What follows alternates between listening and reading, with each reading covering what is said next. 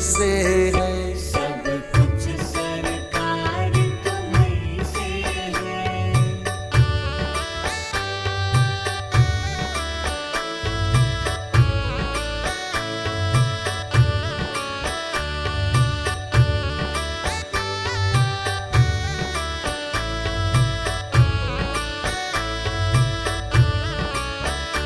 कहे जोगन थाम तोरी बहिया, तुम जानत हो सब कुछ सैया।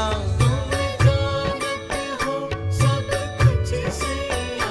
कहे जोगन थाम तोरी बहिया, तुम जानत हो सब कुछ सैया।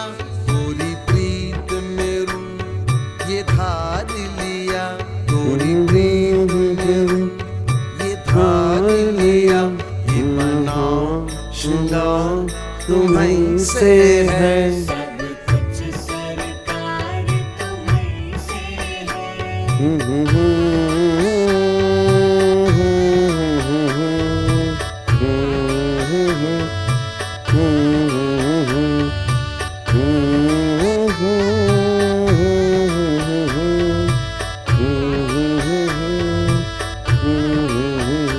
मैं तो भूल गई कुछ भी कहना, तोरी प्रीत में रोवत है नैना, तेरी प्रीत में रोवत है नैना। मैं तो भूल गई कुछ भी कहना, तोरी प्रीत में रोवत है नैना।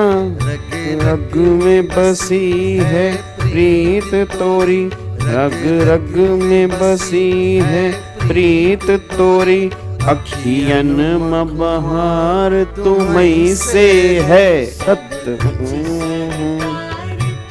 हाँ जी, very good evening, very good evening मेरे यारों, मेरे दिलदारों की हाल चाल वधिया हो सारे, तंदुरुस्त हो, फैमिली वधिया सब।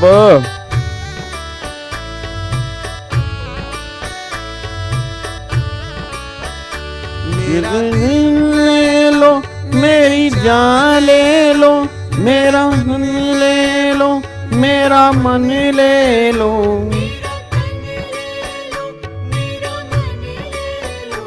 मेरा दिल, ले लो मेरी जान, ले लो मेरा तन, ले लो मेरा मन, ले लो। इश्क की निस्बत है तुमसे, मेरे इश्क को निस्बत है तुमसे। मेरा हार श्रृंगार तुम्हीं से है, सब कुछ सरकार तुम्हीं से है। चमक ये दमक हाँ जी, very good evening, very good evening मेरे यारों, वेरी गुड इवनिंग, तुम्हीं से। Good evening, good evening, very good evening Priyansh, very good evening CA with Shreya, क्या बात है। Very good evening Sharma ji, Sneha, Shweta, Amal, Ganesh, Harsh, Payal, Gopal, Preet, उसके बाद दीपेंद्र। सर टोटल इनकम के सम में भी रेजिडेंशियल स्टेटस निकालने बोले तो ऐसे बड़ा प्रेजेंटेशन करना पड़ेगा? नहीं, उसमें इतना बड़ा प्रेजेंटेशन नहीं करना पड़ेगा, क्योंकि ऑब्वियस सी बात है उसके अंदर बहुत सारी एडजस्टमेंट है। इतना बड़ा प्रेजेंटेशन तब करना पड़ेगा जब सिर्फ और सिर्फ क्वेश्चन जो बनेगा वो रेजिडेंशियल स्टेटस का बनेगा, ठीक है जी। अच्छा, आपको मैंने आज 2 चैप्टर रिवाइज करने दिए थे। एक तो मैंने कहा था सैलरी आपको रिवाइज करके आना है, और एक मैंने कहा था हाउस प्रॉपर्टी भी आपको रिवाइज करके आना है। बट बेसिक और रेजिडेंशियल के कुछ क्वेश्चन आज हम और डिस्कस करेंगे, और अगर वो टाइमली हो जाते हैं तो आज ही हम सैलरी वाले क्वेश्चन भी हम डिस्कस करना स्टार्ट कर देंगे जी, ठीक है जी। चलो अब एक बार सारे के सारे बच्चे फटाफट से यहां पे आ जाओ जी। अब सबसे पहला क्वेश्चन जो आज हम प्रैक्टिस करने जा रहे हैं, आपके सामने आपकी स्क्रीन के ऊपर ये रहा क्वेश्चन नंबर 42, जिसको मैंने डिफिकल्ट वाली कैटेगरी में रखा है। अच्छा, ये क्वेश्चन तुम्हें कहां मिलेगा? ये क्वेश्चन तुम्हारे पास जो क्वेश्चन बैंक मैंने दिया हुआ है उस क्वेश्चन बैंक में क्वेश्चन है, ठीक है ना। उस क्वेश्चन बैंक में मैंने क्वेश्चन दिया हुआ है, ठीक है। चलो बहुत बढ़िया जी। अब एक बार सारे के सारे बच्चे फटाफट से आ जाओ जी। सर आज पुराने वीडियोस के सेकंड लेक्चर हैं सितंबर 25 के लिए, रोज 2 किए तो चलेगा? बिल्कुल चलेगा जी, 100% चलेगा। चलो अब एक बार सारे के सारे बच्चे फटाफट से यहाँ पे आओ, पूरा का पूरा फोकस है यहाँ पे करेंगे। तो पहले कुछ क्वेश्चन रेजिडेंशियल स्टेटस वाले जो मुझे लगता है कि आपके एग्जाम में क्वेश्चन बन सकते हैं, तो पहले वो डिस्कस करेंगे। अगर वो टाइमली हो जाते हैं तो आज हम सैलरी का चैप्टर भी स्टार्ट कर देंगे, नहीं तो फिर कल से हम सैलरी का चैप्टर तो पक्का पक्का करेंगे ही। ठीक है, चलो अब एक बार सारे के सारे बच्चे फटाफट से यहाँ पे आओ जी। सबसे पहला क्वेश्चन नंबर 42 हम यहां पे डिस्कस करने जा रहे हैं। एक बार क्वेश्चन नंबर 42 ध्यान से पढ़ो। क्या कह रहा है क्वेश्चन नंबर 42? वो कह रहा है मिस्टर एक्स है citizen of South Africa. Citizen of South Africa मतलब वो इंडियन सिटीजन नहीं है, फॉरेन सिटीजन है।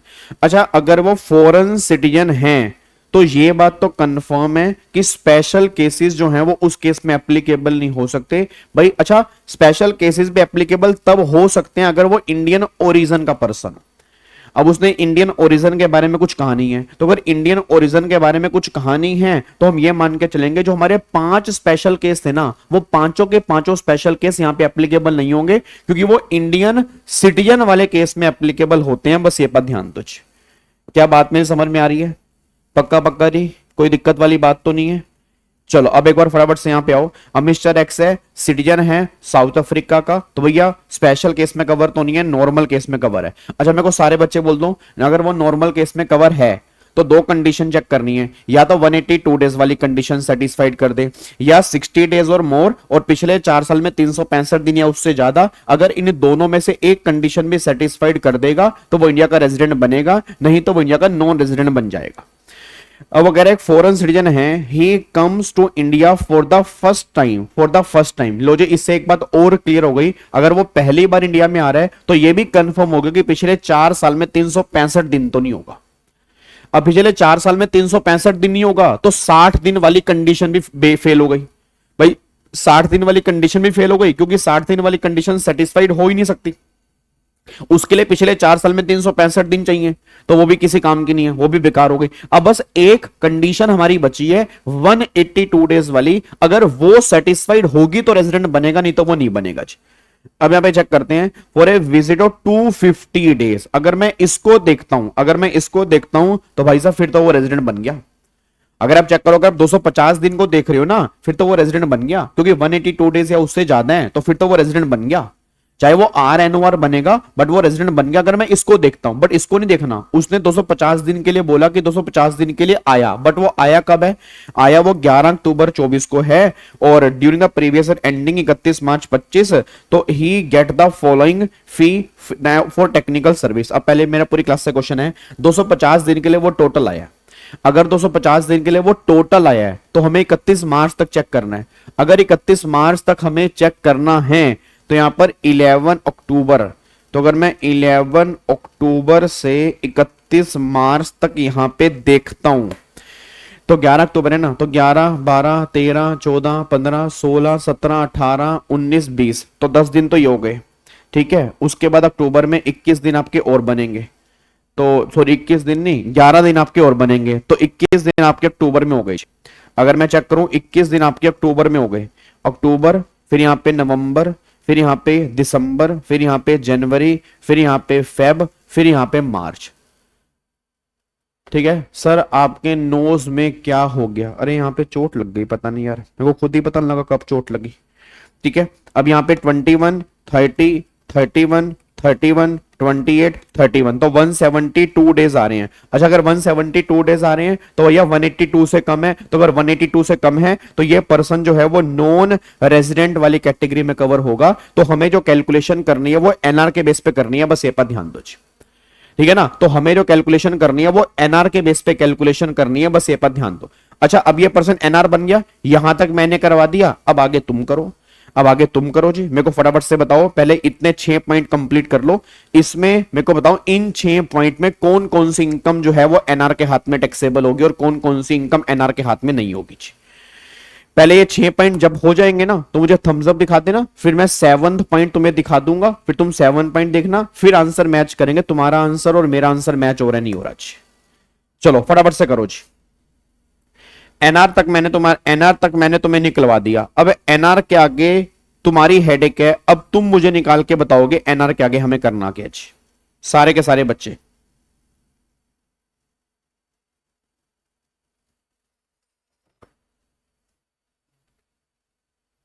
सर ने अपने आप को त्रिशूल मार लिया क्लास में बच्चों के नहीं नहीं, पता नहीं कोई नाखून सा लगा है, कुछ ऐसे कुछ पता नहीं क्या लगा है। फोर्थ पॉइंट में क्या लिखे अमाउंट, अच्छा फोर्थ पॉइंट में 11 लाख है यार, ये फोर्थ पॉइंट में 11 लाख है। फोर्थ पॉइंट में 11 लाख लिखा है, 11 लाख। फोर्थ पॉइंट में 11 लाख रुपए का अमाउंट है जी। फोर्थ पॉइंट में अमाउंट जो है वो 11 लाख रुपए का है जी, 11 लाख रुपए का अमाउंट है। हाँ जी, सारे बच्चे अपना अपना कोशिश करेंगे सारे बच्चे अपना अपना कोशिश करेंगे।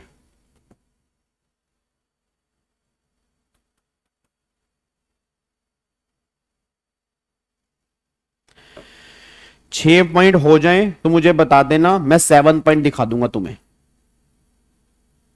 ठीक है भाई, पार्थ मार रहा है नकल, पार्थ तो नकल मार रहा है पक्का, पार्थ मार रहा है नकल।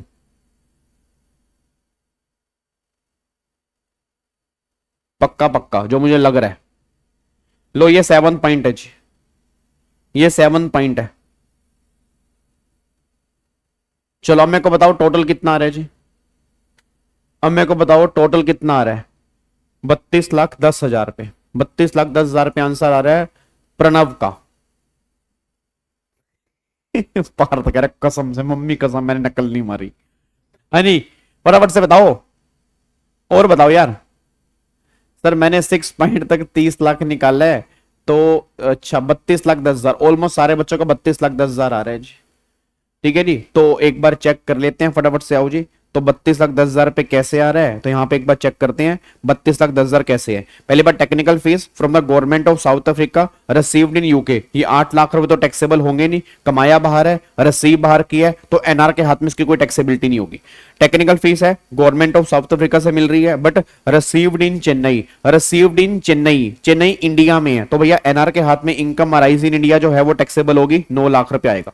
Technical fees from government of India, अब government of India received in UK, तो अगर गवर्नमेंट ऑफ इंडिया से कोई पैसा मिल रहा है तो income deem to be accrue or arise in India, चाहे उसके सोर्स को इंडिया में यूज किया हो या ना किया हो, ये मैटर ही नहीं करता, गवर्नमेंट ऑफ इंडिया से मिल रही है। याद करो सेक्शन नंबर 9, सेक्शन नंबर 9 के बेस पे income deem to be arise in India, तो 10 लाख रुपए टैक्सेबल है।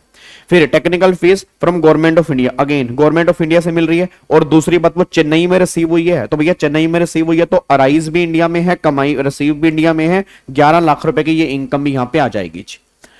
ठीक है, उसके बाद अब यहां पे टेक्निकल फीस जो है, यहां पे टेक्निकल फीस फ्रॉम जेड, अब जेड से मिल रही है जो रेजिडेंट इंडिया का है। This fees is paid to mister X outside India, India से बाहर मिली है, for providing technical service outside India. However the benefit of technical service is utilised by Z for carrying a business in Bhutan, again India में कोई use ही नहीं हो रहा।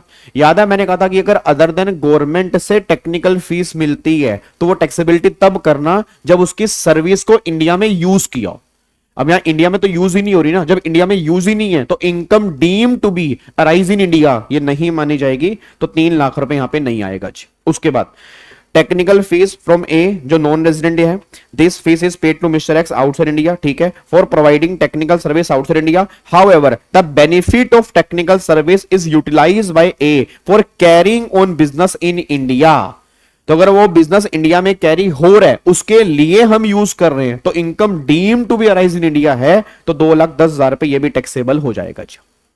ठीक है नहीं, उसके बाद अब अगले पॉइंट पर आओ जी। अब नेक्स्ट पॉइंट यहां पे क्या निकल के आ रहा है, टेक्निकल फीस फ्रॉम बी से मिल रही है, नॉन रेजिडेंट है, fee is paid to mister X outside India providing technical service outside India. However the benefit of technical service utilised by B for carrying a business to Bhutan, again ये भी सारा कुछ बाहर है, इंडिया में use ही नहीं हो रहा, तो ये भी नॉन टैक्सेबल होगा। तो यहां पे देख लो जी, यहां पे 9 और 10, 19 और 11, 30 और 2, 10, 32,10,000 रुपए की यहां पे टैक्सेबिलिटी आएगी जी। 32,10,000 रुपए की यहां पे टैक्सेबिलिटी आएगी, ये बात ध्यान दो। ठीक है, अच्छा अब इसकी प्रेजेंटेशन कैसे करनी है, थोड़ा सा बता दूं आपको प्रेजेंटेशन कैसे करनी है। पहली बात तो यहां पर आपको रेजिडेंशियल स्टेटस बताना है, यहां पर आपको रेजिडेंशियल स्टेटस बताना है। सबसे पहले आप ये लिखोगे भैया 2 में से एक बेसिक कंडीशन भी सेटिस्फाइड होगी तो ये पर्सन रेजिडेंट बन जाएगा। फिर वो दोनों बेसिक कंडीशन के बारे में लिख दोगे। आप ये लाइन भी यहां पे लिख के आओगे कि स्पेशल कंडीशन जो आपकी 182 डेज वाली है वो इस क्वेश्चन में एप्लीकेबल नहीं होगी, since he is a foreign citizen. ठीक है ना, तो ये रेजिडेंट कब बनेगा? अगर दो में से एक बेसिक कंडीशन सेटिस्फाइड करेगा। फिर आप क्या लिखोगे? Mister x is does not satisfied basic condition 1 and basic condition 2 since he is non resident for assessment year 25-26। आपने बस इतना लिख दिया। तो 6-7 लाइनों में आपने पहले प्रोविजन लिख दिया, उसके बेस पे आपने कंक्लूजन लिख दिया कि ये पर्सन जो है वो एनआर है। आपने डेज निकाल के बता दिए कि 172 है जी, 172 है। ठीक है, उसके बाद बस कुछ नहीं करना। उसके बाद फिर आपने टेबल बनानी है जी, उसके बाद फिर आपने टेबल बनानी है, बस कुछ नहीं करना जी। ठीक है, तो आपने ऐसे ही टेबल बनानी है, तो जहां जहां टैक्सेबल है वहां वहां अमाउंट लिखना, जहां जहां टैक्सेबल नहीं है वहां वहां ये माइनस का साइन डाल देना जी। फिर टोटलिंग कर लेना, 32,10,000 पे आपका आंसर आ जाएगा जी। करके बताऊं या कर लोगे? वह सिंपल है। ठीक है ना, जो मैंने कल आपको कंडीशंस लिखवाई थी ना, वही सेम कंडीशन बस यहां पे कॉपी कर लेना, फिर नीचे सेम टेबल कॉपी होगी और कुछ नहीं करना। जहां जहां टैक्सेबल है वहां वहां अमाउंट लिखना है, जहां जहां टैक्सेबल नहीं है वहां वहां पर नॉन टैक्सेबल या ऐसे माइनस का साइन आ जाएगा जी। हाँ बिल्कुल, रीजन भी लिखना पड़ेगा ना। इसमें रीजन एक ही तो आएगा, इसमें तो हर पॉइंट में रीजन एक आएगा। Income deem to be accrue or rise in India, बस भाई टेक्निकल फीस वाला पॉइंट जो है वो सेक्शन नंबर 9 में है। ठीक है, तो अब normally income deem to be accrue or rise in India, या तो ये रीजन बनेगा, या इनकम रिसीव्ड इन इंडिया, या ये रीजन बनेगा जी। हाँ बिल्कुल बिल्कुल बिल्कुल जी, बिल्कुल रीजन लिखना जरूरी है। मतलब जब ये टैक्सेबल करोगे तो साथ में रीजन लिखना जरूरी है, बस ये पर ध्यान दो जी। क्या बात मेरी समझ में आ रही है? पक्का पक्का। चलो अगले पॉइंट पर आओ जी। अब नेक्स्ट पॉइंट के ऊपर आओ। अब ये क्वेश्चन नंबर 43 भी अभी हमें करना है, एक बार 43 को भी देखते हैं। 43 में मैंने डिफिकल्ट वाले कैटेगरी में डाला हुआ है, तो देखता हूं तुमसे होगा नहीं होगा। अब एक बार चेक करो क्या कह रहा है। कह रहा है मिस्टर संजय है, मिस्टर संजय इंडिविजुअल है, has the following income during the previous year 24-25, during the previous year जो है 24-25। अब वो कह रहे हैं interest of 60,000 on England development bond 1/3 जो है वो अपनी इंडिया में रिसीव की है, 1/3 जो है वो अपनी इंडिया में रिसीव की है। उसके बाद इंटरेस्ट मिल रहा है 5,000 पे, receive from non resident against a loan given to him to run business in India. उसके बाद royalty of 20,000 receive from Akhil a resident the technical service given to a business outside India. फिर income from business in Sri Lanka, ठीक है 25 out of 15,000 were received in India, the business is controlled from India. अब अगर taxable income निकाल दो कितनी है, अगर वो RNOR है और वो NR है, तो भैया दो केस कह रहा है। वो कह रहा है RNOR है तब क्या होगा, NR है तब क्या होगा। तो एक बार करके दिखाओ जी, एक बार ट्राई करो। ROR को बस यहां कंसीडर नहीं करना, मैं दोबारा बोल रहा हूं, ROR को यहां पे कंसीडर नहीं करना, बाकी सब सही है जी। तो एक बार कोशिश कर लो करने की कि अगर ये RNOR है तब हमें कितनी टैक्सेबिलिटी करनी है, और अगर ये ROR नहीं है मतलब RNOR है वो और NR है तो कितनी टैक्सेबिलिटी करनी है। ट्राई करो एक बार जी, एक बार कोशिश करो ट्राई करने की कि तुम इसका आंसर निकाल पा रहे हो या नहीं निकाल पा रहे खुद self.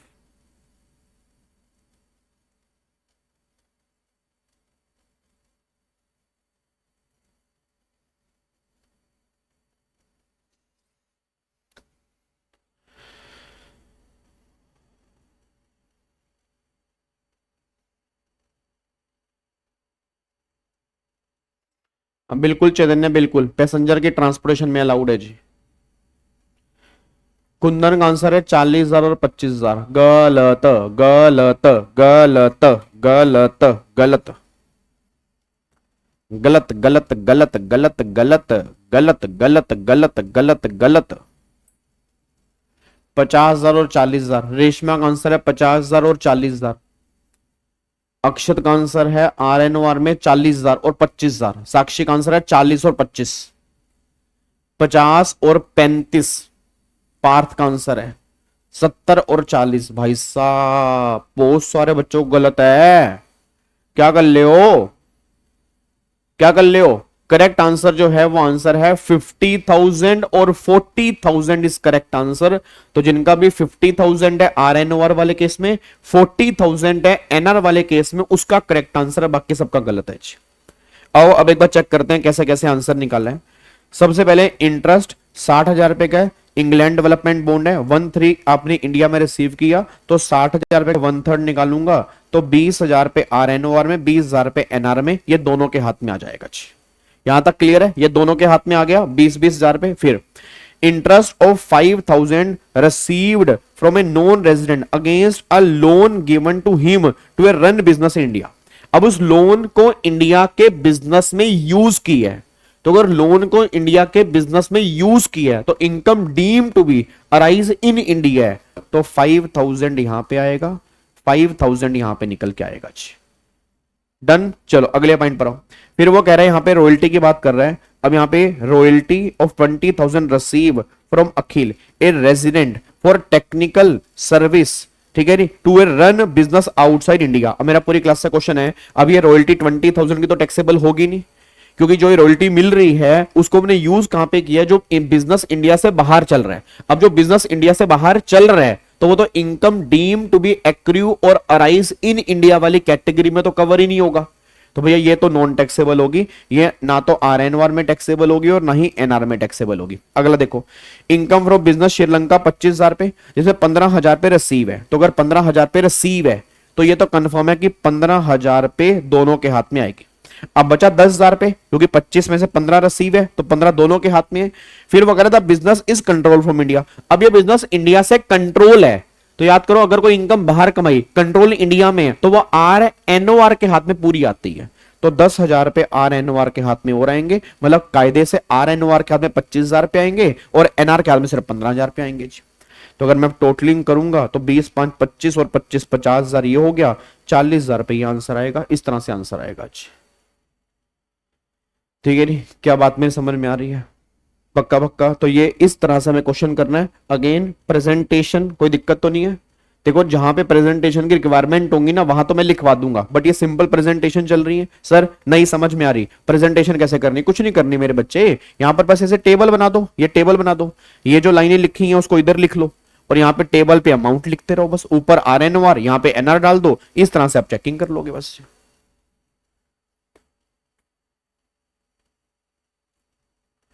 Sir note for all first series में आपने IT से अलाउड किया है, आपने इन ट्रांसपोर्टेशन ऑफ गुड्स, हाँ तो गुड्स के ट्रांसपोर्टेशन में तो अलाउड ही है, रॉ मटेरियल की ट्रांसपोर्टेशन ऑफ गुड्स में तो अलाउड ही है। गुड्स वाले केस में कब ब्लॉक है? गुड्स वाले केस में पैसेंजर मोटर व्हीकल पे ब्लॉक है ना, गुड्स मोटर व्हीकल पे तो ब्लॉक ही नहीं है। बट मैं 15 के रह गया। डन, इसको लॉक कर दें, पक्का पक्का। चलो सर तीसरा पॉइंट गलत हो गया तो कितने नंबर मिलेंगे? अगर 5 नंबर का होगा, एक आधा पॉइंट गलत हो गया तो आप 1 नंबर काट लो जी, ठीक है। चलो अब अगले पॉइंट पर आओ जी। अब यहां पे क्वेश्चन नंबर है 46, क्वेश्चन नंबर 46 के ऊपर आओ। एक बार क्वेश्चन नंबर 46 देखते हैं। क्वेश्चन नंबर 46 क्या कह रहा है जी, ध्यान से पढ़ो वो क्या कह रहा है। क्वेश्चन नंबर 46 है, कह रहा है examine the tax implication of the following transaction for assessment year 25-26, give brief reason. आपको साथ में रीजन भी देने हैं, आपको साथ में रीजन भी देने हैं, ये बात ध्यान देना। अब वो कह रहा है government of India has appointed mister Rahul as brand ambassador in Japan, ठीक है। ही रिसीव सैलरी 7.5 लाख रुपए एंड अलाउंस मिल रहे 2,40,000 रुपए during previous year 24-25 for rendering his service in Japan. He is Indian citizen having status of non resident in India for previous year 24-25, ठीक है जी। चलो done. अगले मेरे बच्चे, रॉयल्टी टैक्सेबल तब होगी अगर उसका बिजनेस जो है इंडिया में है वहां यूज किया जा रहा है। भाई मैंने कोई नो हाउ लिया, नो हाउ किस लिए लिया? मेरा बिजनेस इंडिया में है, उसमें यूज कर रहा हूं, तभी तो रॉयल्टी टैक्सेबल करोगे। अब मैंने नो हाउ लिया, उसको इंडिया से बाहर यूज कर रहा हूं, तो रॉयल्टी टैक्सेबल क्यों करोगे? अगले पॉइंट पर आओ। फिर वो कह रहा है mister Juhi non resident in India है, engage in operation which are confined to purchase of goods in India for the purpose of export. She has earned 2.5 lakh रुपए during the previous year 24-25। Okay जी, अगले पॉइंट पर आओ, अगले point पर आओ। फिर वो कह रहा है मिस्टर नवीन है, नॉन रेजिडेंट इन इंडिया है, हैज अर्न 3 लाख रुपए रॉयल्टी, ध्यान से royalty, for a patent right made available to Mr. Rakesh, who is also non-resident. Mr. Rakesh has used patent right for development of a product in India. And 50% royalty is received in India and 50% जो है वो receive आपने किए India से बाहर, ठीक है। फिर मिस्टर जेम्स नॉन रेजिडेंट है, उसने 10 लाख रुपए बोरो किए from mister Akash who is non resident and invested such money in the shares of Indian company. Mister Akash has receive interest 12% per annum. बताओ जी करना क्या जी। अब एक बार मेरे को सारे के सारे बच्चे बताओ यहां पे क्या ट्रीटमेंट करें जी। जितने बच्चे भी हमारे सामने बैठे हैं बस एक बार हमें बता दीजिए हम यहां पर का ट्रीटमेंट करें तो हमें बहुत अच्छा लगेगा जी।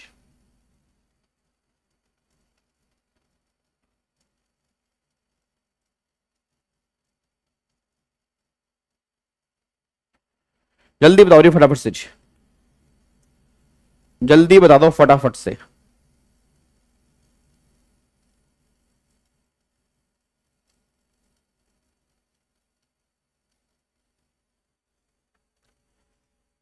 मेरे को चारों का आंसर बताओ, पहला दूसरा तीसरा चौथा। बताओ पहले दूसरे तीसरे चौथे में क्या क्या आंसर आप लिख के बताओगे मेरे को।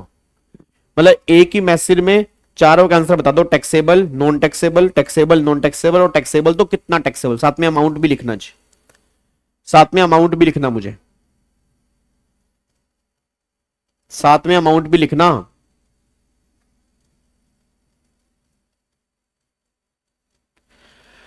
हनी पहले में कितना आ रहा है, पहले में टैक्सेबल 7.5 लाख रुपए, सेकंड में नॉन टैक्सेबल। ओके सेकंड में नॉन टैक्सेबल, ठीक है। और बताओ, और बताओ जी। सर नॉर्मल है या डिफॉल्ट? नॉर्मल स्कीम है, नॉर्मल, डिफॉल्ट का कोई मतलब नहीं है, ये स्कीम नॉर्मल स्कीम है जी, नॉन टैक्सेबल है। ओके तीसरे का बताओ, तीसरे का जी। तीसरे में टैक्सेबल है और चौथे के अंदर भी आपने बोला 1,20,000 रुपए टैक्सेबल और 1.5 लाख रुपए टैक्सेबल है, ठीक है। चलो इधर देखो ध्यान से, अब एक बार फटाफट से आओ। अब सबसे पहली बात ना, तुम थोड़ा सा ना सेक्शन नंबर 9 याद करो। पहले तो याद करो, मैंने सेक्शन नंबर 9 में कहा था कि अगर गवर्नमेंट ऑफ इंडिया किसी इंडियन सिटीजन को बाहर सर्विस रेंडर करने पर अगर पैसा देती है तो वो income deem to be accrue or arise in India माना जाएगा। बट जो सैलरी मिलेगी वो टैक्सेबल होगी, जो अलाउंसेस और परक्यूजिट्स होते हैं वो एग्जम्प्ट होते हैं। अलाउंसेस और परक्यूजिट्स कभी भी टैक्सेबल नहीं होते। इट मींस अगर गवर्नमेंट ऑफ इंडिया किसी इंडियन सिटीजन को बाहर सर्विस रेंडर करने पर पैसा दे रही है वो उसके हाथ में इंडिया में टैक्सेबल है, बट ओनली सैलरी वाला पोर्शन, अलाउंस परक्यूजिट जो है वो नॉन टैक्सेबल है। तो अलाउंस परक्यूजिट तो एग्जम्प्ट है, ये तो हटा दो, तो ओनली 7.5 लाख रुपए जो होंगे वो टैक्सेबल होंगे। पहला पॉइंट तो ये है, ठीक है। अगले पॉइंट पर आओ। फिर मिस्टर जो ही नॉन रेजिडेंट है, अच्छा वो किस ऑपरेशन में है? इंडिया से गुड्स परचेज के एक्सपोर्ट पर्पस के लिए। याद करो इसकी एक्सेप्शन है। याद है मैंने कहा था कि अगर आपने इनकम बाहर कमाई, कनेक्शन अगर इंडिया से है तो मानना ही पड़ेगा वो इनकम तुमने इंडिया में कमाई है। बट अगर आपने गुड्स परचेज किया for the purpose of export, मैं दोबारा बोलूंगा, अगर आपने गुड्स परचेज किया for the purpose of export तो माने या ना मानो मानना ही पड़ेगा वो इनकम जो है वो तुमने इंडिया में नहीं कमाई है। मतलब अगर वैसे नॉर्मल केस है, कनेक्शन इंडिया में है तो मानना पड़ेगा, बट अगर एक्सपोर्ट वाला केस है तो गवर्नमेंट ने कहा हम नहीं मानेंगे वो इनकम तुमने इंडिया में कमाई है, चाहे कनेक्शन इंडिया से ही क्यों ना हो। इसको हटा दो, यहां पे नहीं आएगा जी। अगले पॉइंट पर आओ जी। मिस्टर नवीन है, non resident in India, he earn 3 lakh रुपए royalty for patent right made available to mister Rakesh who is also a non resident. Mister Rakesh has utilize patent right for development of product in India. बातें खत्म हो गया जी, बातें खत्म हो गया। अगर उसको यूज कर रहे हैं प्रोडक्ट डेवलपमेंट इंडिया में तो income deemed to be accrue or arise in India है, चाहे रिसीव आपने कहीं पर भी किया हो। ये रिसीव वाला लाइन तुम्हें कंफ्यूज करने के लिए दी है, पूरे के पूरे 3 लाख रुपए टैक्सेबल कर देना, क्योंकि जहां वो यूज कर रहा है वो प्रोडक्ट जो हो रहा है वो इंडिया का है, और अगर इंडिया में है तो income deem to be accrue or arise in India. तो पूरे के पूरे 3 लाख रुपए टैक्सेबल होंगे। गलती से 50% मत कर देना, बस पूरे के पूरे 3 लाख रुपए आएंगे। अच्छा अगला देखो री, 10 लाख रुपए बोरो किए हैं। अब 10 लाख बोरो किए हैं किस पर्पस के लिए? इंडियन कंपनी के शेयर्स खरीदने के लिए। इसका क्या ट्रीटमेंट करेंगे? जल्दी बोलो, इसका क्या ट्रीटमेंट करेंगे? इसको deem to be arise in India नहीं मानेंगे और ये नॉन टैक्सेबल वाली कैटेगरी में आएगा। अब मैं आपको बता दूं जी, ये नॉन टैक्सेबल वाली कैटेगरी में क्यों आ रहा है। याद करो मैंने कहा था कि अगर आपने कोई बाहर से लोन लिया, उस लोन को इंडिया के बिजनेस में यूज किया, अगर आपने बाहर से कोई लोन लिया, उस लोन को इंडिया के बिजनेस में यूज किया, तब तो वो income deem to be accrue resident India बनेगी। अब यहाँ पे उसने बिजनेस में यूज नहीं किया, उसने किसी इंडियन कंपनी के शेयर्स खरीदने में यूज कर लिया, तो गवर्नमेंट कह रही ये वाला पोर्शन जो है income deem to be accrue or arise in India वाली कैटेगरी में कवर नहीं होगा, तो ये नॉन टैक्सेबल वाली कैटेगरी में आएगा। बस ये पर ध्यान दो। क्या बात मेरी समझ में आ रही है? ठीक है, तो ये हमारा नॉन टैक्सेबल वाली कैटेगरी में आएगा, इस बात को दिमाग में लेके चलना चाहिए। डन, लोग कर सकते हैं, पक्का पक्का। चलो जी, ये वाला क्वेश्चन हमने कंप्लीट कर लिया। अच्छा, अब ये इससे अगला वाला क्वेश्चन एक बार आप ट्राई कर लेना। वैसे मैंने सीरीज 1 में इसको कराया हुआ है, ठीक है ना, वैसे मैंने सीरीज 1 में इसको करवाया हुआ है। हाँ, डिविडेंड जो है वो तो टैक्सेबल होगा, बिल्कुल जी। जब डिविडेंड मिलेगा तो डिविडेंड तो income deem to be accrue or resident India है, क्योंकि इंडियन कंपनी के शेयर्स हैं। तो अगर इंडियन कंपनी के शेयर से डिविडेंड मिल रहा है तो ट्रीटमेंट अलग है जी, फिर तो वो income deem to be accrue or arise in India होगी, वो आपके हाथ में फिर टैक्सेबल होगी जी। सर फर्स्ट में स्टैंडर्ड डिडक्शन नहीं मिलेगी, जब इनकम फ्रॉम सैलरी निकालेंगे तो बिल्कुल मिलेगी जी। जब इनकम फ्रॉम सैलरी कंप्यूट करेंगे उस टाइम पर डिडक्शन माइनस करनी पड़ेगी हमें जी। चलो जी, अब अगले पॉइंट पर आओ जी फटाफट से जी। ठीक है, और स्टैंडर्ड डिडक्शन जो है वही नॉर्मल स्कीम के अंदर 50,000 रुपए की मिलेगी, डिफॉल्ट स्कीम के अंदर 75,000 की मिलेगी। बात समझ में आ रही है ना? तो मतलब अगर मैं टैक्सेबल निकालूंगा तो 50,000 नॉर्मल स्कीम के अंदर माइनस कर देंगे और 75,000 जो है वो डिफॉल्ट स्कीम के अंदर कर देंगे। तो एनआर के हाथ में परक्यूसिव टैक्सेबल होता है, बिल्कुल टैक्सेबल होता है। क्यों नहीं होता भाई? क्यों टैक्सेबल नहीं होता? 100% टैक्सेबल होता है। ठीक है जी, चलो अब एक बार सारे के सारे बच्चे फटाफट से यहाँ पे आ जाओ, इधर देखो ध्यान से जी। अब ये वाला क्वेश्चन उसमें कराया हुआ मैंने, तो अब जाके मोटा मोटी ये मान के चलो कि रेजिडेंशियल स्टेटस के जितने क्वेश्चन थे वो हमने कर लिए। लास्ट वाले क्वेश्चन की प्रेजेंटेशन पता है ना कैसे करनी है? लास्ट वाले क्वेश्चन की प्रेजेंटेशन टेबल फॉर्म में नहीं होगी, पैराग्राफ फॉर्म में ही होगी। आपको पहले फैक्ट बताना पड़ेगा, फिर प्रोविजन के बेस पे आंसर देना पड़ेगा, वो टैक्सेबल होगा या नॉन टैक्सेबल होगा। क्या बात मेरे समझ में आ रही है ना? और अगर आप चेक करोगे मोटा मोटी जो रीजन बनेगा वो हर केस में सेक्शन नंबर 9 ही बनेगा, income deem to be accrue or arise in India. Reason जो बनेगा वो सेक्शन नंबर 9 ही बनेगा, बस ये बात ध्यान दो। हाँ, तो एनआर है तो भाई एनआर को भी स्टैंडर्ड डिडक्शन मिलती ही है। ऐसा मैंने कब कहा कि रेजिडेंट को मिलती है? याद करो, मैंने क्लास में कहा तो था कि स्टैंडर्ड डिडक्शन जो है वो हर पर्सन को मिलती है, चाहे रेजिडेंट हो या नॉन रेजिडेंट हो। लिखवा दूं इसको लिखवा दूं, इस क्वेश्चन को लिखवा दूं।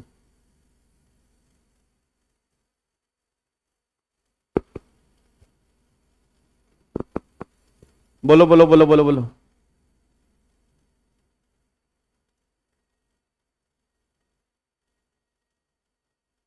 चलो आओ इसको लिख लेते हैं, फिर आ जाओ एक बार फटाफट से लिख लेते हैं।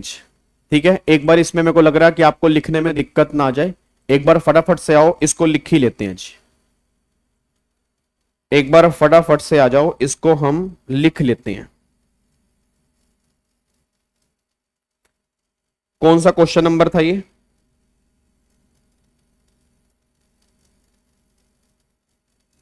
हाँ जी, क्वेश्चन नंबर कौन सा था? आई थिंक क्वेश्चन नंबर हमारा 46 था ना? क्वेश्चन नंबर 46 है जी हमारा। आओ जी,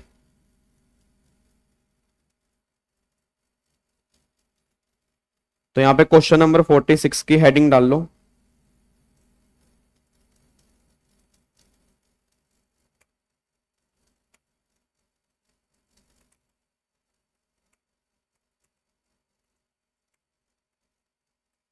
लो जी, सॉल्यूशन।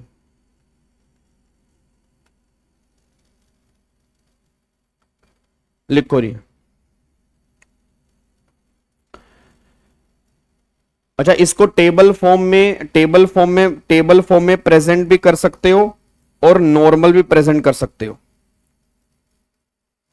तो मैं पैराग्राफ फॉर्म में प्रेजेंट करवा रहा हूं जी, मैं पैराग्राफ फॉर्म में प्रेजेंट करवा रहा हूं, बस ये बात ध्यान देना जी। मतलब टेबल फॉर्म भी बन सकती है, पैराग्राफ भी बन सकती है, तो मैं पॉइंट्स में लिखवा रहा हूं तुम्हें जी। ठीक है जी, मैं पॉइंट्स में लिखवा रहा हूं। लिखो पहला पॉइंट, सबसे पहला पॉइंट लिखो जी। Salary by government to an Indian citizen for service rendered outside India is deemed to be accrue or arise in India। ये इसी का ही पॉइंट है। अब यहां पे मिस्टर राहुल हैं जो नॉन रेजिडेंट हैं, रिसीव रुपीज 7.5 लाख रुपए salary is deemed to be arise in India, hence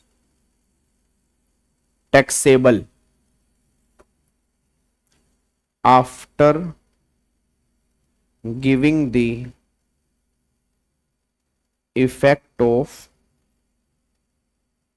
standard deduction of rupees 50,000 or 75,000 as the case may be, as the case may be। allowances of rupees 2,40,000 is exempt under income tax as it is paid for service rendered outside India। अगर यही allowance India में service render करने पर मिलते फिर ये taxable हो जाते।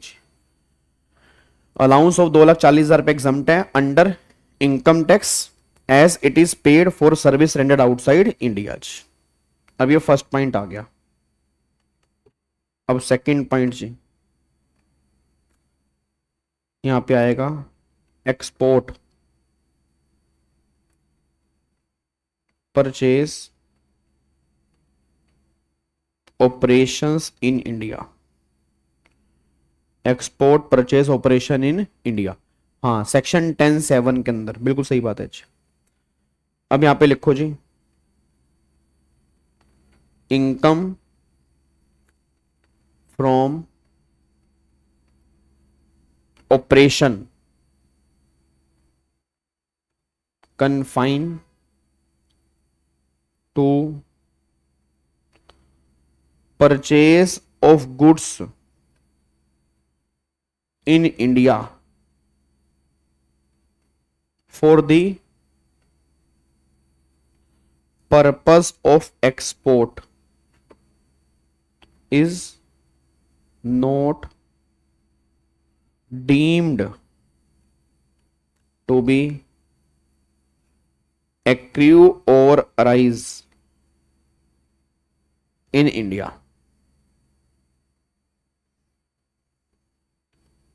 Hence, rupees 2,50,000 from such operation is non-taxable। वो नॉन टैक्सेबल होंगे जी।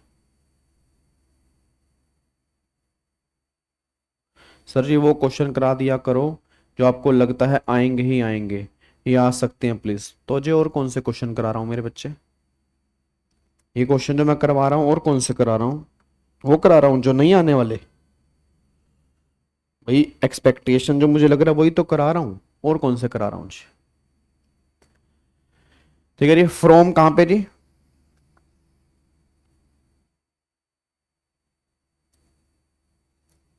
फ्रॉम कहां पे?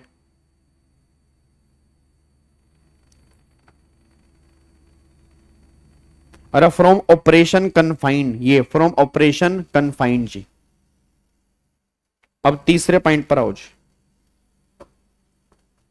ये क्वेश्चन 5 नंबर का आएगा जी। Royalty for use in India, royalty for use in India जी। अब लिखो यहां पे जी, royalty is deemed to be accrue or arise in India if it is used in business, profession in India।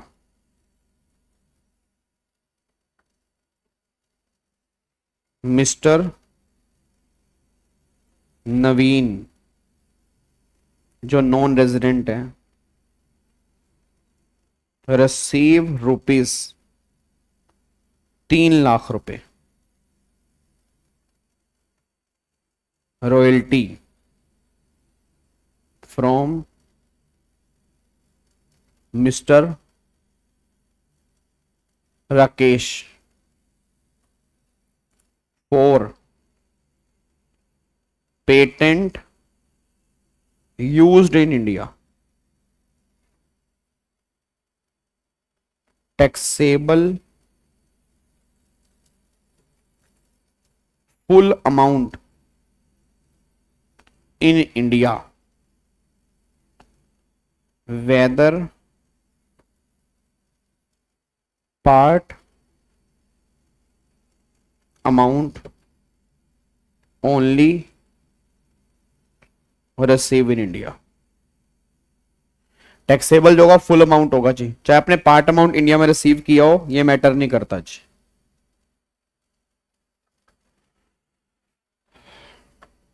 अब लिखो जी last point,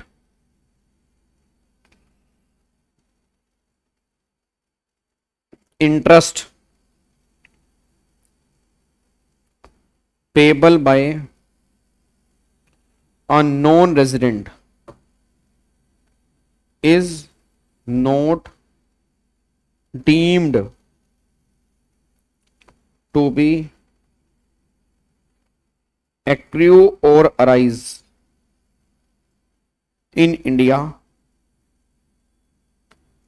if loan is not used for business in India।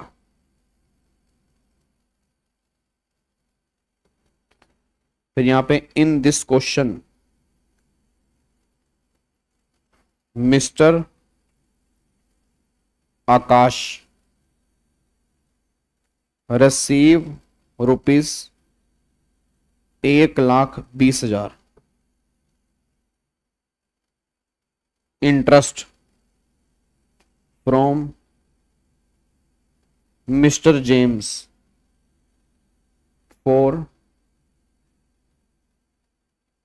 fund borrow to invest in shares not for business in India, hence no taxable in India जी। इसको India में taxable नहीं करेंगे जी, इसको India में taxable नहीं करेंगे। ये point आपको यहां पे निकल के आ रहा है। अब बताओ जी कोई दिक्कत परेशानी है तो बता दो जी। हाँ जी अब बताओ फटाफट से जी, कोई दिक्कत तो नहीं है? लॉक कर दें?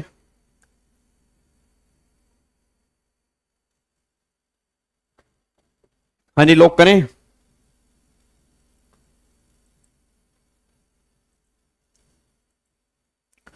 चलो जी, तो ये क्वेश्चन आपको मैंने यहां पे लिखवा दिया। अब इसको वैसे इसको हम टेबल, अगर रॉयल्टी जो है वो रेजिडेंट को मिली होगी तो भी वो तो, अगर वो ROR है तो फिर हर केस में टैक्सेबल है। अगर वो RNOR है तो arise in India taxable. Receive in India taxable, arise outside India और अगर कंट्रोल इंडिया में है तो टैक्सेबल।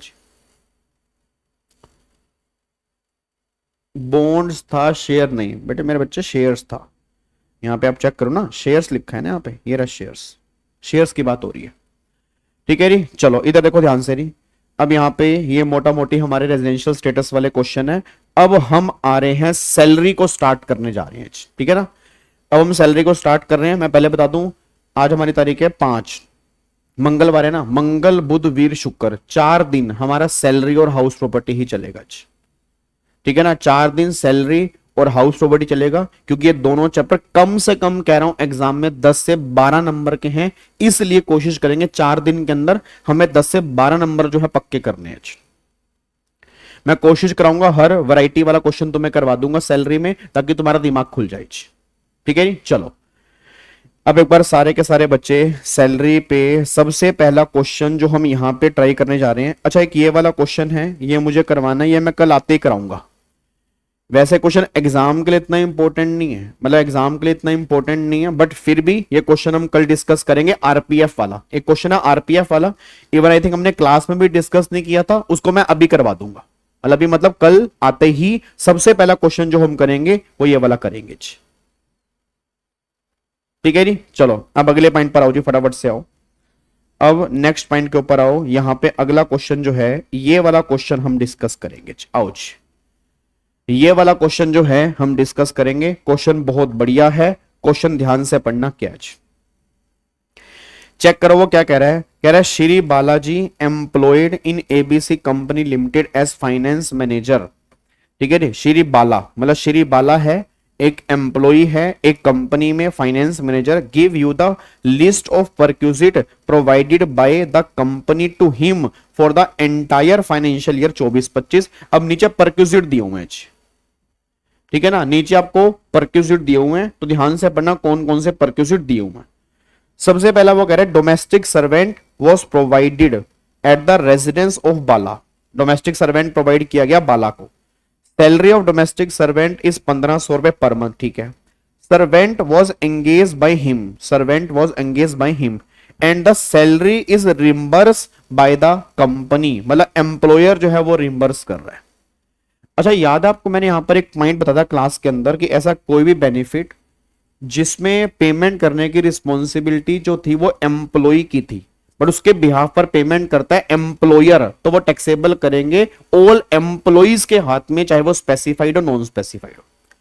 बट ऐसा परक्यूजिट कि जो जहां पर पेमेंट करने की रिस्पॉन्सिबिलिटी एम्प्लॉयर की है, मतलब पेमेंट करने की रिस्पॉन्सिबिलिटी एम्प्लॉयर की है और पेमेंट भी एम्प्लॉयर ही कर रहा है, बट यूज उसको एम्प्लॉय कर रहा है, तो वो सिर्फ स्पेसिफाइड एम्प्लॉय के हाथ में टैक्सेबल करेंगे और किसी के हाथ में टैक्सेबल नहीं करेंगे। अगर आपको ये पॉइंट याद आ रहा हो, अगर आपको ये पॉइंट याद आ रहा हो, अगर आपको ये पॉइंट याद आ रहा हो, ठीक है ना, मतलब जैसे मान लो फॉर एग्जांपल पेमेंट करने की रिस्पॉन्सिबिलिटी एम्प्लॉय की है, पेमेंट उसके बिहाफ पर मैं कर रहा हूं, फिर तो वो परक्यूजिट सबके हाथ में टैक्सेबल है। पेमेंट करने की रिस्पॉन्सिबिलिटी मेरी है, पेमेंट भी मैं ही कर रहा हूं, बट उसका बेनिफिट एम्प्लॉय को मिल रहा है, फिर वो स्पेसिफाइड एम्प्लॉय के हाथ में टैक्सेबल। क्या बात समझ में आ रही है? तो यहां पर उसने बोला ये सर्वेंट दिया उसको, तो यहां पे सर्वेंट दिया, तो ऑब्वियस सी बात है अगर मैंने उसको सर्वेंट दिया तो मैंने अपॉइंट किया होगा उसको, तो रिस्पॉन्सिबिलिटी भी मेरी होगी, पेमेंट भी मैं कर रहा हूं, बट यूज कौन कर रहा है? एम्प्लॉय। तो ये बेनिफिट जो है वो स्पेसिफाइड एम्प्लॉय के हाथ में टैक्सेबल होगा, बस ये पर ध्यान देना। एक बच्चा कह रहा है सर स्पेसिफाइड एम्प्लॉय कौन होते हैं? याद करो, 3 में से कंडीशन सेटिस्फाइड करने पर स्पेसिफाइड एम्प्लॉय बन जाते हो। पहला, या तो वो कंपनी के डायरेक्टर हो, या आपको उस कंपनी में 20% और मोर की वोटिंग पावर है, या आपकी सैलरी एनुअल सैलरी जो है 50,000 से ज्यादा है। क्या हो गया तुम्हें? ये बच्चे पहली बार पढ़ रहे हैं क्या? जो कोई बच्चे इधर देख रहे हैं स्पेसिफाइड एम्प्लॉय कौन होता है, पहली बार पढ़ रहे हो क्या? नालायक। पेपर है ना अभी सितंबर में या दिसंबर में, या जब भी एग्जाम है तो पढ़ तो लिया होगा ना। स्पेसिफाइड एम्प्लॉय 3 में से अगर एक कंडीशन सेटिस्फाइड करोगे तो स्पेसिफाइड एम्प्लॉय बन जाओगे। ये उसी की बात हो रही है, ये उसी की बात हो रही है मेरे बच्चे, उसी की बात हो रही है। ठीक है, चलो अगले पॉइंट पर आओ जी। तो यहां पर ये परक्यूजिट जो है वो टैक्सेबल। अच्छा, वो कह रहा है in case the company has employed the domestic servant what is the value of perquisite? If in case the company has, अच्छा अगर कंपनी ने एम्प्लॉय किया, ओके, मतलब ऊपर वाले केस में वहां पे उसने एम्प्लॉय की है तो फिर तो वो सबके हाथ में टैक्सेबल है। अगर वो कंपनी ने एम्प्लॉय करके दिया होगा फिर वो स्पेसिफाइड एम्प्लॉय के हाथ में टैक्सेबल है, फिर वो स्पेसिफाइड एम्प्लॉय के हाथ में टैक्सेबल है। तो मतलब यहां पे उसने दोनों केस पूछ लिए, तो पहले वाले केस में तो वो सबके हाथ में टैक्सेबल है और इस वाले केस में जो है वो स्पेसिफाइड एम्प्लॉय के हाथ में टैक्सेबल है। अगले पॉइंट पर आओ जी। अब वो कह रहा है free education was provided to his 2 children. उसके बाद अर्थे and Ashok is a school maintain and owned by the company. अब school maintain and owned by the company याद है, मतलब अगर मान लो एम्प्लॉय का बच्चा ऐसे स्कूल के अंदर पढ़ रहा हो जो एम्प्लॉयर का स्कूल हो या उसका उससे टाई अप हो तो 1000 रुपए पर मंथ पर चाइल्ड एग्जम्पशन है। और अगर फीस 1000 रुपए से ज्यादा है तो मैंने कहा था यहां पे 2 ऑल्टरनेटिव है, आप पूरी वैल्यू भी टैक्सेबल कर सकते हो तो भी आंसर सही होगा, एक्सेस वैल्यू भी टैक्सेबल करोगे तो भी आंसर जो है वो सही होगा। दोनों के दोनों आंसर जो होंगे वो सही होंगे। यहां पे 2 व्यू पॉसिबल है। अब यहां पे चेक करना, स्कूल उसके खुद का है। कॉस्ट ऑफ सच एजुकेशन जो है आर्थिस कंप्यूटेड 900 पर मंथ और फॉर अशोक के लिए 1200 है। No amount was recover by the company for such education facility from Bala. अब मेरे को पूरी क्लास से क्वेश्चन है। अब उसके 2 बच्चे हैं तो भैया 2 बच्चे हैं, एक को मिल रहा है 900 तो ये तो सारा एग्जाम्प्ट है, एक को मिल रहा है 1200। अब यहाँ पे 2 ऑप्शन है, या तो पूरा 1200 मल्टीप्लाई 12 14,400 रुपए टैक्सेबल कर दो, या 1000 से ऊपर वैल्यू 200 है 200 मल्टीप्लाई 12 2400 की वैल्यू टैक्सेबल कर दो, वो आपके ऊपर है। बट ये 900 वाला जो है टैक्सेबल नहीं होगा। और एक जो नालायक बच्चा ये पर्थ जो कह रहा है कि भाई साहब 2 बच्चों की लिमिट है, बता दूं यहाँ पे 2 बच्चों की लिमिट नहीं है, वो चिल्ड्रन एजुकेशन अलाउंस वाले केस में 2 बच्चों की लिमिट थी, परक्यूजिट वाले केस में कोई 2 बच्चों की लिमिट नहीं है, बस ये पर ध्यान दो। ठीक है, अब अगले पॉइंट पर आओ। फिर वो कह रहे हैं employer has provided movable asset such as television refrigerator air condition at the residence of Bala. Actual cost जो है उसकी जो है वो 1,10,000 रुपए। ठीक है जी। चिल्ड एजुकेशन फैसिलिटी वाले केस में कोई लिमिट नहीं है, अलाउंस वाले केस में लिमिट है, फैसिलिटी वाले केस में कोई लिमिट नहीं है। अगले पॉइंट पर आओ। गिफ्ट वाउचर मिला 10,000 रुपए का on the occasion of marriage anniversary, it is given by company to all employ above certain grade. अब 10,000 रुपए का गिफ्ट वाउचर मिला, याद है वाउचर या तो मनी में कन्वर्टेबल या नॉन मनी में कन्वर्टेबल। अगर मनी में कन्वर्टेबल तो पूरी वैल्यू टैक्सेबल है, अगर मनी में कन्वर्टेबल नहीं है तो एक्सेस वैल्यू जो है वो टैक्सेबल है जी। क्या बात मेरी समझ में आ रही है? ठीक है, उसके बाद देखो जी टेलीफोन, हाँ जी, telephone provided at the residence of Shri Bala, ठीक है, एंड द बिल एग्रीगेटिंग 25,000 रुपए पेड बाय द एम्प्लॉयर। अब टेलीफोन प्रोवाइड कर दिया residence of Shri Bala and the bill aggregating 25,000 रुपए पेड बाय द एम्प्लॉयर। तो याद करो टेलीफोन मोबाइल वाले केस में तो सारा का सारा एग्जाम्प्ट होते हैं। टेलीफोन मोबाइल वाले केस में तो कुछ टैक्सेबिलिटी होती नहीं है, उसकी नेचर ही ऑफिशियल पर्पस के लिए होती है जी। ठीक है, उसके बाद देखो जी आगे। हाउसिंग लोन 6% पर एनम है, अमाउंट आउटस्टैंडिंग 1 अप्रैल 24 को 6 लाख रुपए। श्री बाला जो है वो 12,000 रुपए, ठीक है ना, 12,000 रुपए, 12,000 रुपए per month towards principal on 5th of each month. अब यहां पे याद है कुछ क्या करेंगे? अब यहां पे 6 लाख रुपए हर महीने की 5 तारीख को 12,000 रुपए की रीपेमेंट हो रही है। तो मतलब 6 लाख रुपए का लोन लिया अप्रैल में, तो इस महीने की 5 तारीख को 12,000 रुपए दे देंगे, तो फिर इस महीने इंटरेस्ट लगेगा 588 पे, फिर अगले 588 में से 12,000 पे जाएंगे, फिर 12,000 पे जाएंगे, ऐसे करते करते करते करते हर महीने 12,000 पे जाएंगे। और आपका इंटरेस्ट रेट जो है वो कितना 6% है, तो 1/12 के हिसाब से टैक्सेबल कर देंगे जी। अब बताओ जी क्या दिक्कत है, बोलो।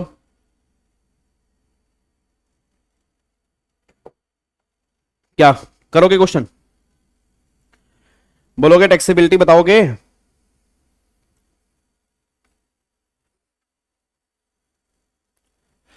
ऑफलाइन बेस्ट नहीं होता प्रिंस, ऑफलाइन नहीं होता।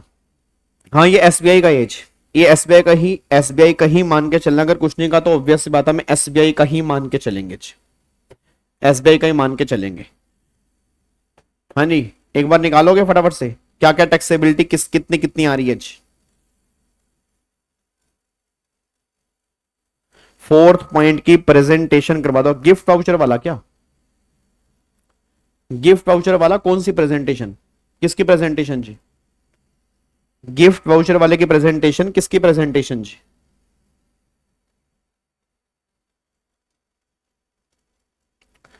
अगर अगर लोन ट्रीटमेंट ऑफ उसके स्पेसिफाइड डिसीज के लिए फिर वो सारा एग्जाम्प्ट है, फिर कोई दिक्कत नहीं है जी। सर लोन वाला प्रेजेंट दिया है नीचे, वेडिंग एनिवर्सरी है यार, वेडिंग एनिवर्सरी है।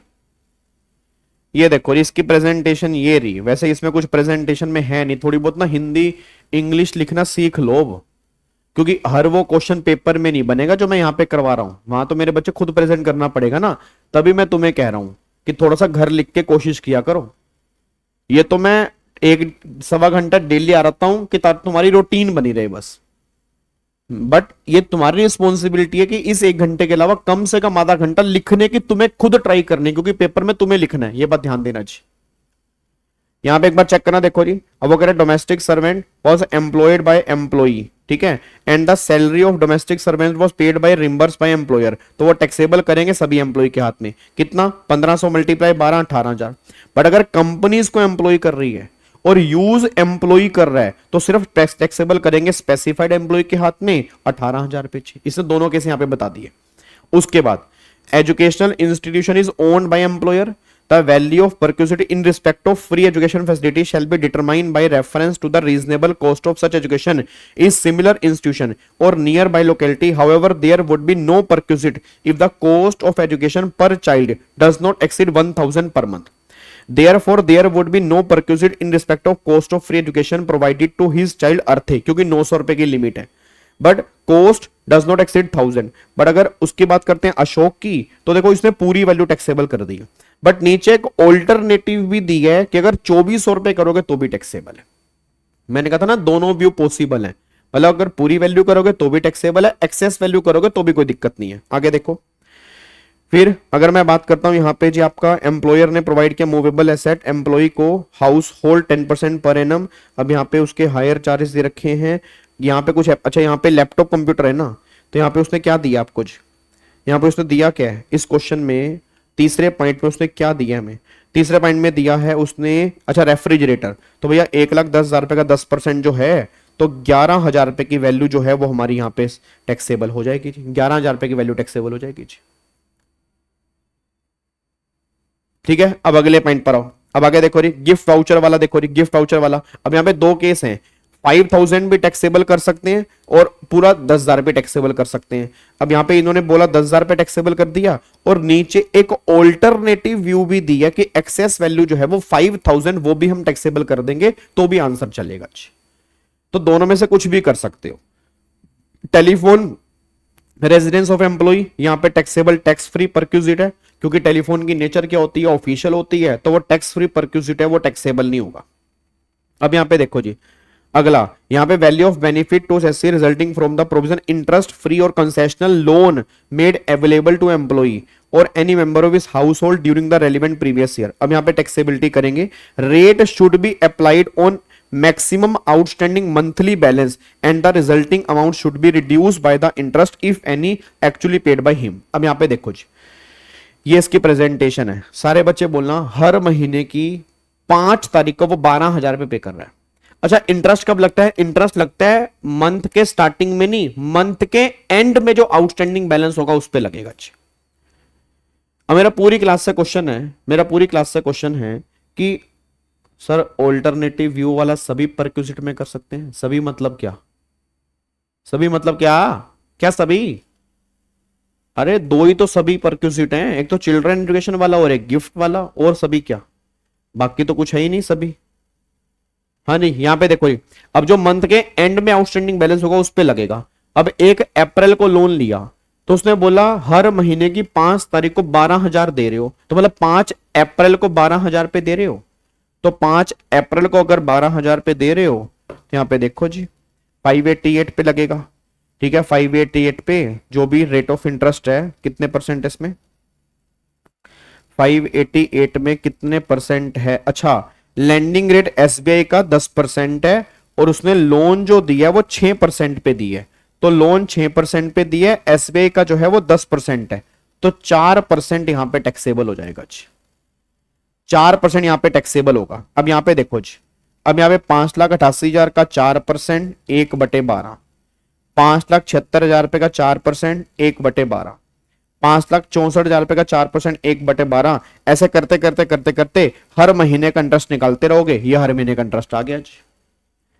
केतकी टेबल वही तो है ना, 12,000 रुपए दिए उसने, तो अगर 12,000 रुपए दिए सर, इसमें कोई फॉर्मूला नहीं है डायरेक्ट निकालने का, नहीं, डायरेक्ट निकालने का सिर्फ एक ही फॉर्मूला तब बन सकता है अगर उसने कोई रीपेमेंट ना की हो। बट अगर उसने रीपेमेंट की है तो हर महीने निकालना पड़ेगा 6 में। अगर वो कहता कि रीपेमेंट नहीं की, फिर मैं डायरेक्टली 6 लाख रुपए का 4% निकाल देता। बट हर महीने 12,000 रुपए पेमेंट की है तो हर महीने का आउटस्टैंडिंग बैलेंस जो है वो 12,000 से कम होगा। अकॉर्डिंगली हर महीने का इंटरेस्ट यहां पे मेरे को निकालना पड़ेगा जी।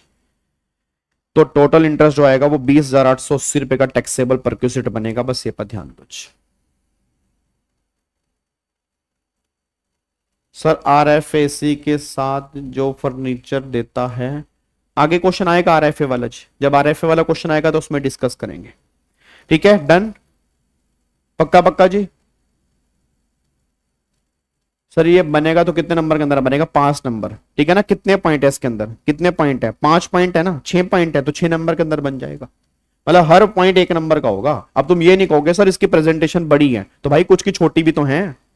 टेलीफोन वाले की छोटी नहीं है तो टेलीफोन वाले की छोटी है, तो क्वेश्चन जो बनेगा वो 5 से 6 नंबर के अंदर बनेगा जी। ठीक है, अब मैं तुम्हें होमवर्क दे रहा हूं जी, होमवर्क सुनो जी। अब कल क्वेश्चन नंबर 22 ये तुम्हें करके आना है। क्वेश्चन नंबर 22 ये तुम्हारा होमवर्क है। पेज नंबर है क्वेश्चन बैंक का 8.23 8.23। क्वेश्चन बैंक कहां पे है? उसी पीडीएफ के लिंक में जो मैंने तुम्हें दिया हुआ है, उसी लिंक में जो मैंने तुम्हें दिया हुआ है। उसके बाद क्वेश्चन नंबर 22 के बाद जो तुम्हें करके आना है वो क्वेश्चन है आपका question number 28, page number 8.30 page number 8.30 पे क्वेश्चन नंबर 28 है जो आपको एक बार ट्राई करके आना है। ये दोनों क्वेश्चन अपने घर से करके आने हैं और कल की हमारी पूरी क्लास जो डिवोटेड होगी वो सैलरी के ऊपर होगी।